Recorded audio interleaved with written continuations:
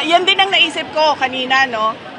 We welcome everyone to the celebration of Araw ng Davao. Pero pareho tayo ng iniisip, no? Kanina, hindi ko kasi yan sila maliban kay Congressman Kiko Barsaga na nakasama ko noong 2022 campaign. At yun lang yun ang pagsasama at pag-uusap namin. Lahat sila ay hindi ko kilala, hindi ko kaibigan. In fact, si Attorney Rowena Guanzon is the second time na nakita ko siya.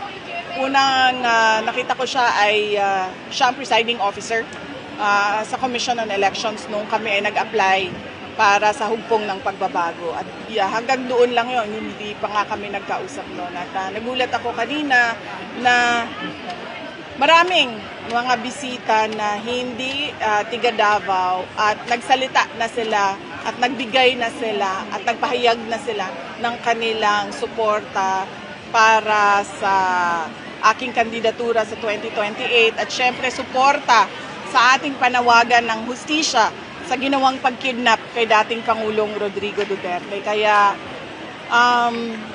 nakakataba ng puso na merong hindi tiga Davao na pareho ang nararamdaman ng karamihan ng mga Davaoenyo, lalong-lalo na sa celebration ng Araw ng Davao.